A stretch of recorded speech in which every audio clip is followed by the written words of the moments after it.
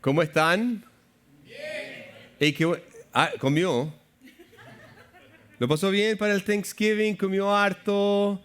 ¿Ya empezó la dieta? ¿Cuándo? ¿Cuándo empieza? ¿Este lunes? Bueno, yo empiezo este lunes, porque todavía estoy comiendo. Me quedan las sobras de el jueves. Hey, espero que hayan tenido un excelente Día de Acción de Gracias con su familia, con sus seres queridos. Y si no, espero que hayan tenido unos buenos tacos, unas buenas arepas, lo que usted disfrute en su casa, cualquiera sea, una empanada.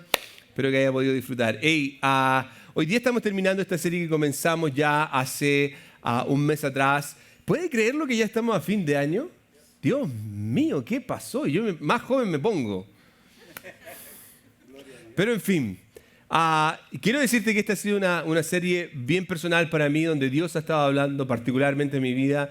Pero si no, quiero animarte a que puedas ir y poder ver las semanas anteriores donde cómo hemos ido evolucionando. Algo que hablamos la primera semana tiene que ver con las emociones y cómo las emociones pueden ser un factor determinante para nuestro crecimiento. Si nosotros somos capaces de controlar aquellas emociones y somos capaces de ponernos como fuera y observarnos, vamos a poder generar cambios trascendentales.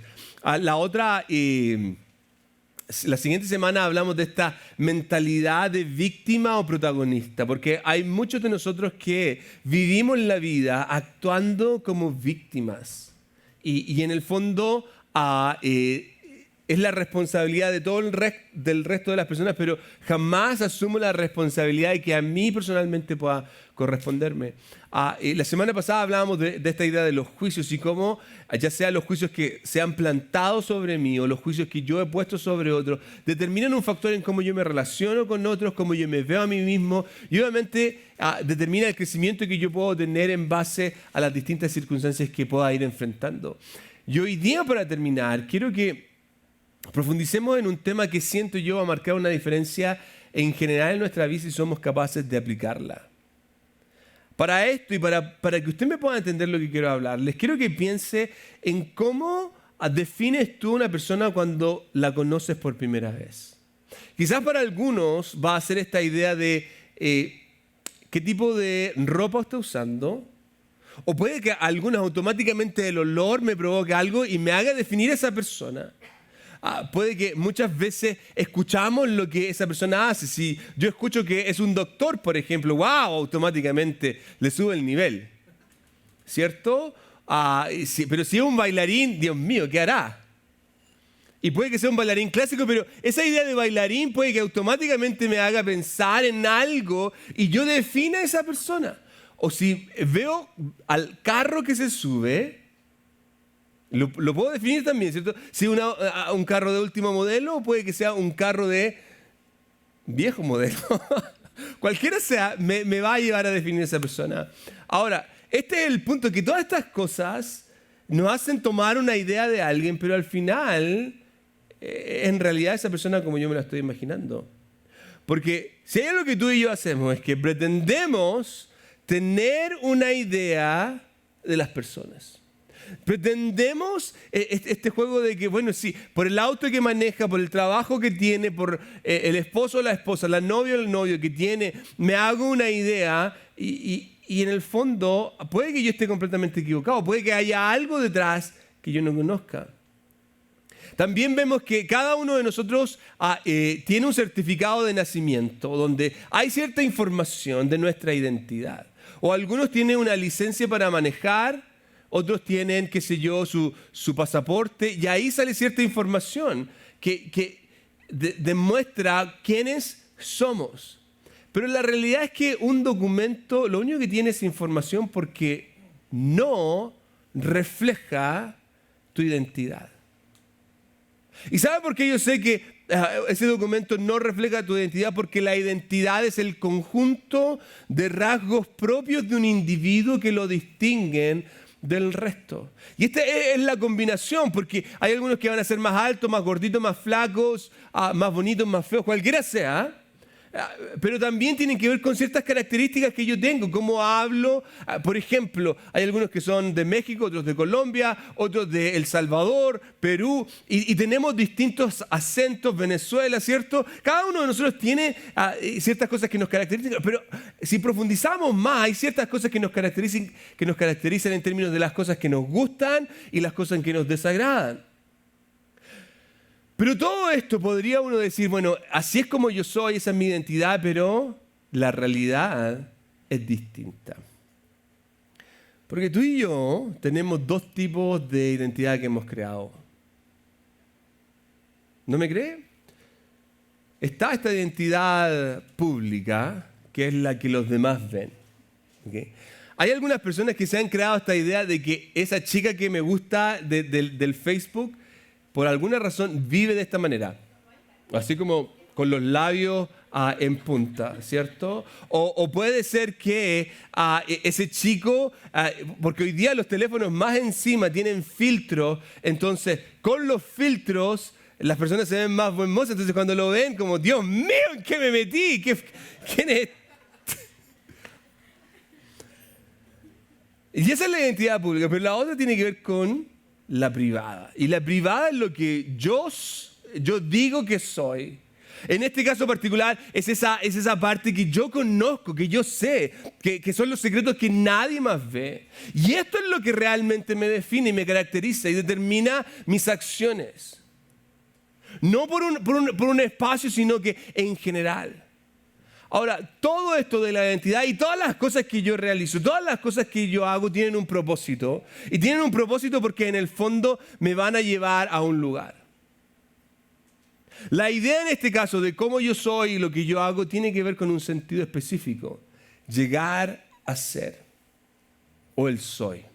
¿Quién realmente soy? O quién quiero llegar a ser. Y todos queremos llegar a ser alguien. Queremos ser. Hay algunos que tienen ideas un poco más buenas y que altruistas, otros que pueden tener unas ideas sumamente egoístas. Pero en el fondo, cada uno de nosotros tiene este concepto de llegar a ser alguien. Cuando entramos a este país, muchos de nosotros queremos llegar a ser alguien. Pero aquí hay un problema. Porque cuando empezamos a desarrollar esta identidad de quién quiero llegar a ser, lamentablemente muchas veces nos vemos estancados porque no lo conseguimos. No logro transformarme en esa persona que quiero ser y me quedo como estancado. Y es que en el fondo el llegar a ser alguien, o lo puse así, el ser nos abre una puerta para crecer. Piense por un minuto en esta idea de que mientras más yo voy avanzando hacia esa persona que quiero ser, más me voy alejando de esa persona que soy hoy. Entonces, por ende, estoy dando pasos de crecimiento, estoy dando pasos de cambios, de transformaciones. Y eso es positivo, eso es bueno. El punto, y aquí está la parte quizás que cada uno de nosotros tiene que analizar, es que si en verdad voy a poder crecer, si en verdad voy a poder avanzar. Y todo va a estar determinado en uno de los dos caminos que todo el mundo toma. Para llegar a ser todos. No digamos todos, eso sería un juicio. Digamos, un 90% de los seres humanos toma el camino que yo les voy a presentar hoy día. Y aquí es donde tenemos que definir cuál va a ser el orden de secuencia que yo voy a seguir para llegar a ser esa persona. Algunos comenzamos por el hacer. Entonces, yo comienzo por tener más hacer igual el ser. Yo comienzo por tener, entonces, tengo esta idea de que si yo tengo la familia ideal, si yo tengo ese trabajo que quiero, si yo alcanzo a tener ese trabajo, o si yo logro conseguir la casa, si yo tengo el matrimonio perfecto o la familia perfecta y me hago esta idea de que cuando yo tengo, entonces ahí voy a poder hacer lo que quiero hacer y por ende, entonces voy a llegar a tener. Lo vemos en las redes sociales hoy en día tremendamente exacerbado, en donde trato de tener la mayor popularidad posible y hago lo que sea necesario, pongo mi foto, le saco fotografía a la comida, pongo esos comentarios, copio de otras partes y pongo en esas fotos, hago mis historias y trato de hacer lo mejor para poder tener aquello que quiero. Y al final puedo ser, pero no sé si le ha pasado que terminamos igual. Por otro lado, tenemos esta idea de comenzar por el hacer. Entonces, si yo hago ciertas cosas, y si yo hago la dieta, y si yo, qué sé yo, hago las cosas necesarias, entonces voy a poder tener. Voy a poder tener ese trabajo si yo hago los esfuerzos correspondientes en la escuela y si yo por ende, y qué sé yo, hago todo lo necesario para enamorar a esa chica o enamorar a ese chico, entonces voy a poder tener. Y cuando logre tener, ahí voy a poder ser esa persona que quiero ser. Ahora, hoy día tú puede que te encuentres en uno de estos dos. ¿Estás comenzando por hacer cosas o estás comenzando por tener cosas? Y tú conoces cuál es tu situación, tú conoces cuál es tu contexto, pero aquí es donde quiero que hagamos una mirada retrospectiva e introduzcamos en cierta manera a Dios. Si en algún punto Dios está dentro de este círculo en el cual tú ves la vida, ¿qué piensa Dios de esta manera de observar las cosas? ¿Qué piensa Dios del hecho de que tú estés en una condición en donde estés enfocado en el hacer y luego tener y luego ser? ¿O qué piensa Dios del hecho de que tú te enfoques en el tener y luego yo voy a poder hacer y así voy a poder ser? Y para esto quiero mostrarles dos ejemplos que están en dos extremos de la Biblia, uno que está en el Antiguo Testamento y otro que está en el Nuevo Testamento. La Biblia está dividida en dos partes, entonces hay una que cuenta esta historia de este pueblo de Israel y esta relación con Dios y luego a este nuevo pacto. La invitación que viene a través de Jesucristo no solamente para un grupo en particular, sino que para todo aquel que quiera tomarlo. Entonces vayamos primero a la primera parte que tiene que ver con una historia que nace desde este pueblo llamado el pueblo de Israel. Ellos han sido escogidos por Dios y ellos se han encontrado ya en una situación en donde son una nación, son un pueblo tremendamente grande, se han establecido en una tierra que Dios les había prometido, pero ahora están en una situación en donde ellos no tienen rey y por causa de que obviamente no tienen rey, están con esta sensación de que hay algo que nos falta. Hay algo que no tenemos. Y miren lo que pasa. Hay un profeta que es el que está liderando en ese tiempo. Eran los jueces los que lideraban a la nación de Israel. Personas que se levantaban ya sea para liderar al pueblo políticamente o en términos de guerra o espiritualmente. Y en este caso el líder es un líder espiritual que es Samuel. Y la gente viene con una petición a Samuel. Esto es lo que nos dice 1 Samuel capítulo 8, versículo 5. Mira, Samuel le dijeron, esta es la gente, ya eres anciano y tus hijos no son como tú. Y esta es una verdad, los hijos de Samuel no eran exactamente igual como Samuel era. Y ellos le dicen, danos un rey para que nos juzgue así como lo tienen las demás naciones. La idea en este caso es el fundamento de esta petición que ellos tienen. Ellos están viniendo con esta idea que se basa en lo que ellos quieren ser. Fíjense, ellos quieren ser como las demás naciones. Y si lo viéramos desde un punto de vista que no es espiritual, netamente humano, esto no tiene ningún problema. Ellos tienen un ideal que quieren seguir y quieren ser como las demás naciones. Ahora, la pregunta es esta: ¿cómo sé si lo que quiero ser es lo correcto? Y aquí es donde, en cierta manera, se van a dar estos hilos que nos van a empezar a lanzar en una dirección u otra. Porque aquí se ve el principio que yo les planteaba al principio. En este caso, los israelitas quieren llegar al ser partiendo por el tener. Fíjense, primero dicen, danos a un rey. Eso es lo que ellos quieren tener. Y para tener a un rey, ¿qué hay que hacer? Hay que buscar a un rey. Entonces, si mi deseo es tener un rey, yo voy a hacer lo necesario para buscar a un rey y así voy a poder ser como las demás naciones. Interesante, ¿eh? Y si analizamos el contexto de todo esto, vamos a poder darnos cuenta que esta gente había puesto una prioridad única y exclusivamente en tener un rey. Para ellos, si lograban conseguir el tener un rey, ellos iban a poder tener la capacidad de decir, somos como el resto, somos como las demás naciones. Para los israelitas en este caso, el tener definía su identidad. Y yo me pregunto, ¿cuántos de nosotros hoy día estamos definidos por lo que tenemos? Si tengo esto, entonces puedo ser. Si tengo esto, puedo llegar a sentirme que estoy completo, completa. En el caso de los israelitas, lamentablemente se habían olvidado de lo que ellos ya eran. No sé si usted entiende esto, pero cuando uno mira la historia del pueblo de Israel, lo primero que vemos cuando Dios forma a esta nación es que Él les da una característica. Ustedes van a ser el pueblo de Dios. Ya había una identidad, pero ellos lamentablemente comenzaron a olvidarse de esa identidad. En este caso, se enfocaron en lo que no tenían en vez de lo que eran. Ojo, que hay alguien aquí que necesita escuchar esto. Porque muchas veces me enfoco en lo que no tengo y me olvido de quién soy como cristiano.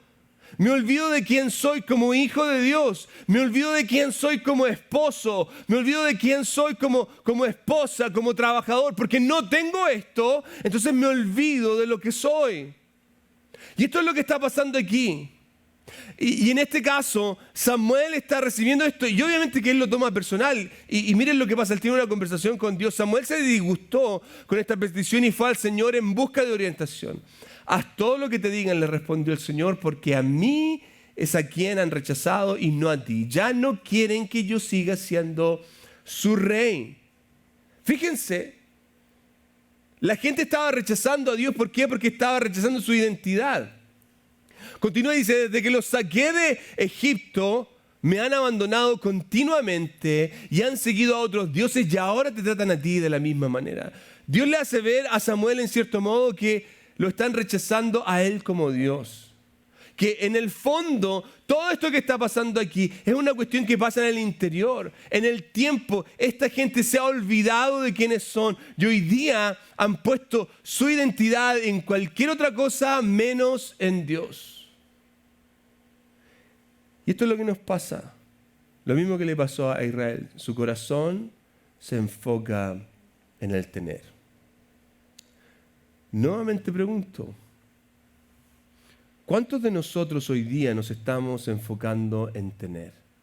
Y puede que no sea una cuestión material, pero ¿cuántos de nosotros hoy día nos estamos enfocando en tener? En este caso era tener un rey, tener los mismos dioses que ellos tenían, y todo esto los llevó a rechazar su identidad de ser el pueblo de Dios. Ahora, el versículo 9 continúa y dice lo siguiente: haz lo que te pidan, pero adviérteles, fíjense en esto, adviérteles seriamente acerca de la manera en que reinará sobre ellos un rey. Y esto es lo que está tratando de decir aquí, es que cuando yo me enfoco en tener, hay consecuencias que van a llegar a mi vida. Hay cosas que van a pasar. Y en este caso nos hacemos esclavos de lo que tenemos. Escuche bien esto. Cuando yo me enfoco en tener, me hago esclavo de las cosas. Ahora, quiero leerles lo que, es una lectura un poco larga, pero quiero leerles lo que Samuel le advierte al pueblo. Fíjense, versículo 10. Entonces Samuel transmitió la advertencia del Señor al pueblo que pedía un rey. Esta es la manera en que un rey gobernará sobre ustedes. Esto es lo que va a pasar cuando ustedes se enfoquen en única y exclusivamente en tener. El rey, en este caso, reclutará en el ejército a los hijos de ustedes y los asignará a los carros de guerra y a sus conductores y los hará correr delante de sus carros. Algunos serán generales y otros capitanes de ejército. Otros, en cambio, serán obligados a arar y a cosechar los cultivos del rey. Y otros harán las armas y el equipo para los carros de guerra. El rey tomará a las hijas de ustedes y las obligará a cocinar, a hornear y a hacer perfumes para él. Les quitará, continúa, a ustedes lo mejor de sus campos, viñedos y huertos de olivos, y se los dará a sus oficiales. Tomará 1/10 parte de su grano y de sus cosechas de uvas y las repartirá entre sus oficiales y miembros de la corte. Fíjense lo que está pasando aquí. Les quitará, continúa, sus esclavos y esclavas y les exigirá lo mejor de sus granos y burros para su propio uso. Les exigirá la 10ª parte de sus rebaños y ustedes serán sus esclavos. Y termina diciendo, cuando llegue ese día, suplicarán alivio de este rey que ahora piden, pero entonces el Señor no los ayudará. Lamentablemente, sin embargo, el pueblo estaba tan enfocado en tener un rey que se negó a escuchar la advertencia de Samuel.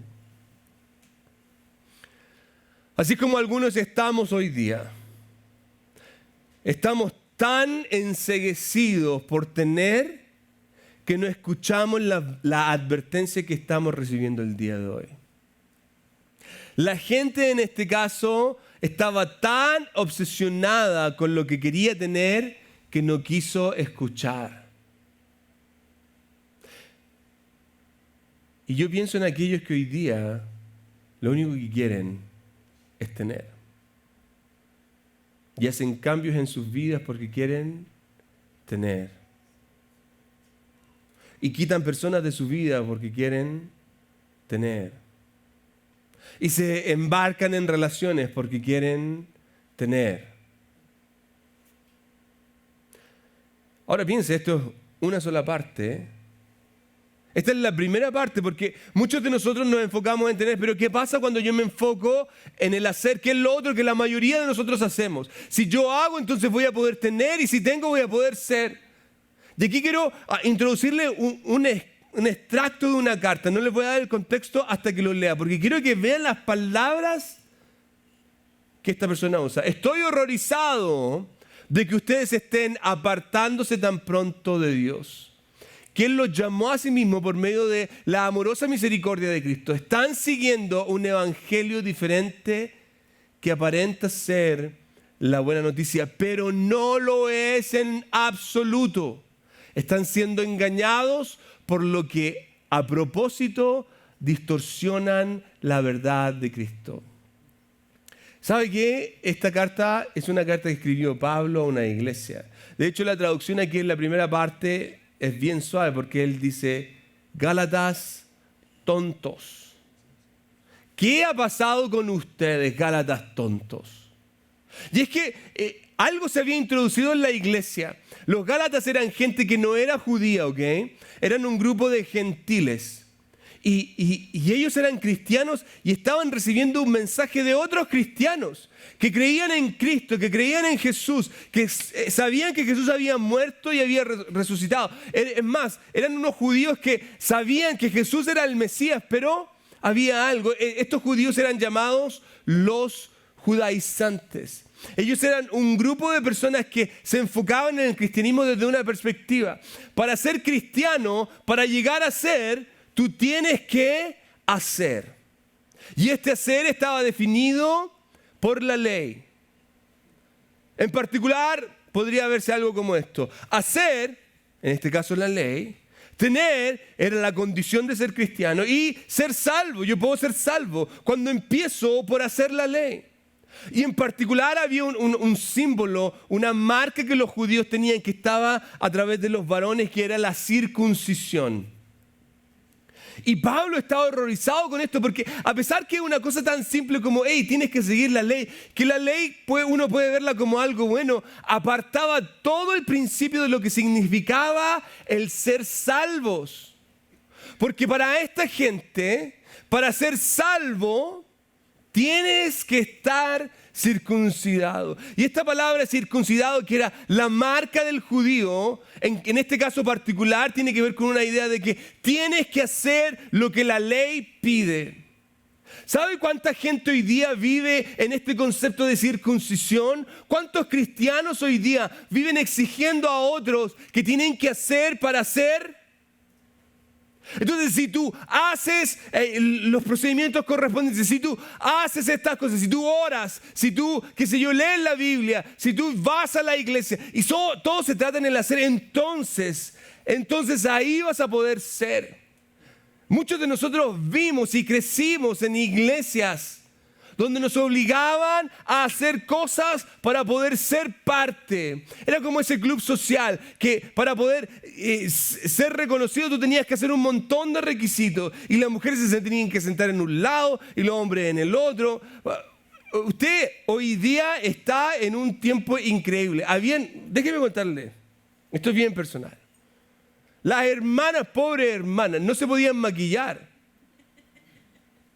Por eso los matrimonios estaban en bajada.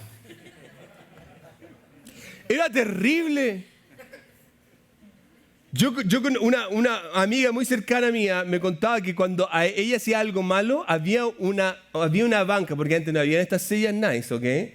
Eran bancas de madera, ya que uno se sentaba y como que todos te miraban para atrás que llegaste tarde. Se la sentaban atrás en una silla de los castigados. Y eran solamente las mujeres. ¿Por qué? Porque tú no hacías lo que debías hacer para poder ser. Había iglesias donde las mujeres tenían que ponerse un velo. Y batería, ni se le ocurre que eso era del diablo, una guitarra eléctrica. Yo me acuerdo de los tiempos que la guitarra eléctrica era del diablo, Dios mío. Ay, Señor. ¿Por qué? Porque lo basábamos todo en qué, en el hacer. Y mientras más yo hago cosas demostrando que soy algo muchísimo más santo. Oye, ¿viste cómo el hermano? Mira cómo ora. Ora más fuerte, y mira cómo habla en un idioma angelical.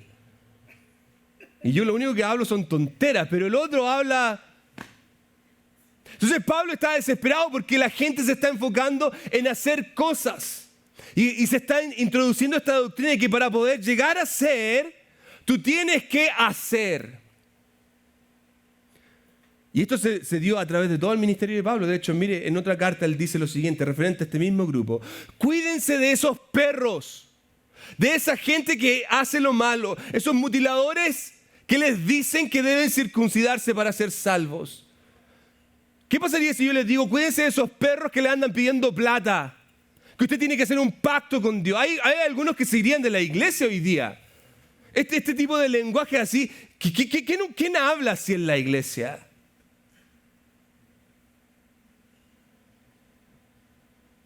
Pero Pablo estaba tan desesperado que quería hacerle ver a la gente, hey, no se trata de lo que tú haces. Es más, él le hace ver en otra carta este principio de la salvación, Efesios 2, versículos 8 y 9. Dios los salvó por su gracia cuando ustedes creyeron. Ustedes no tienen ningún mérito en esto. Es un regalo de Dios. La salvación no es un premio por lo que tú haces. No es un premio por las cosas buenas que hayamos hecho. Pablo había logrado entender que no se trata de lo que podamos hacer, porque hubo uno que ya lo hizo por nosotros. Hubo uno que pagó tu precio. Hubo uno que vivió una vida perfecta para ti y por ti.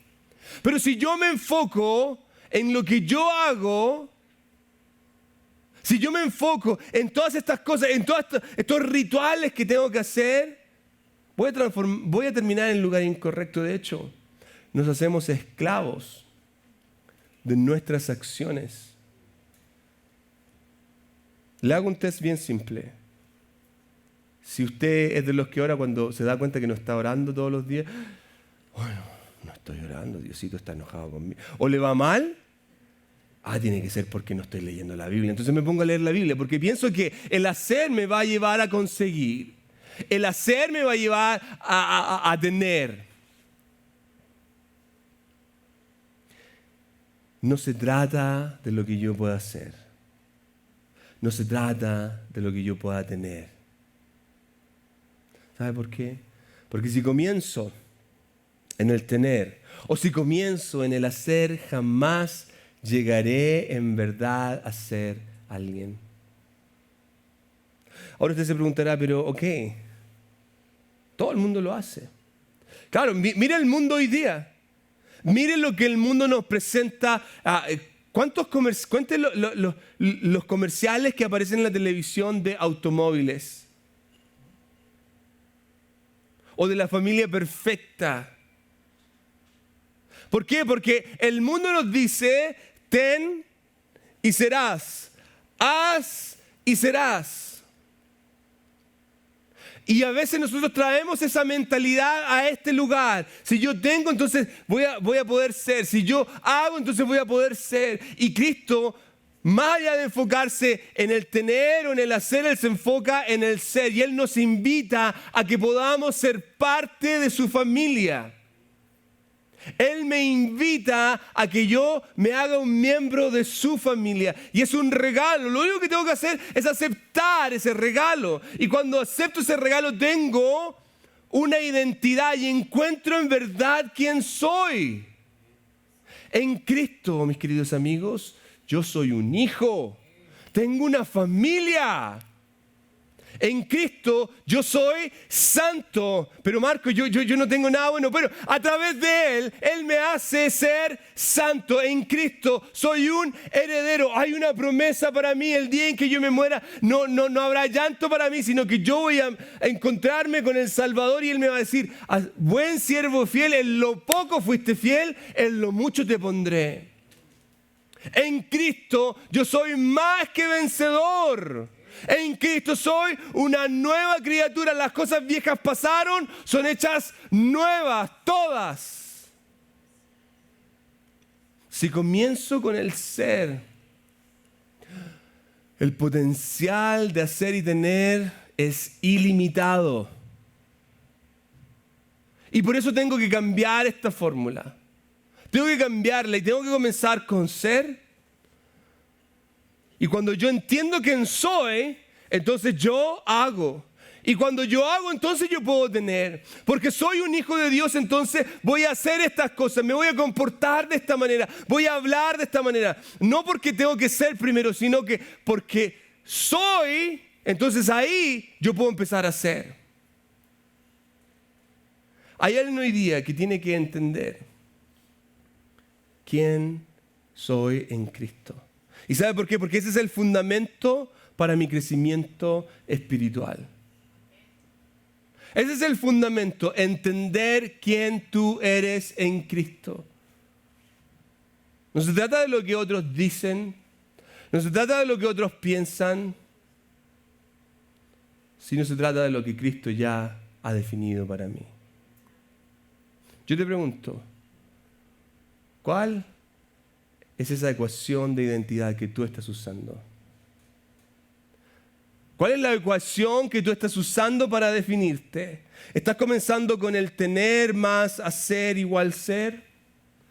¿Estás comenzando con el hacer más tener igual ser?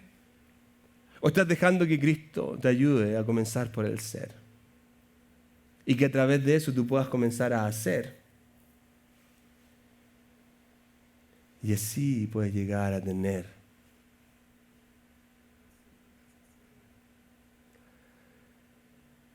No puedo terminar sin decirte que Él quiere darte una posibilidad. Y quizás tú dices, pero yo jamás. Yo no sé cómo alcanzar esto. ¿Cuál es el primer paso? Juan 1:12 dice, a todos los que creyeron y lo recibieron, les dio el derecho de llegar a ser hijos de Dios. Quiero invitarte a que cambies esa ecuación. Quiero invitarte a que uses la fórmula que Cristo te ofrece.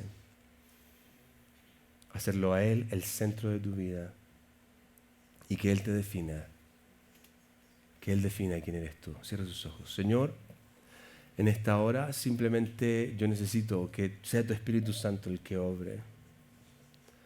Hay paradigmas en nuestra cabeza, Señor, que son difíciles de cambiar. Hay paradigmas en nuestro corazón que se enfrentan con lo que el mundo nos dice, con lo que nuestros padres nos implantaron, Señor.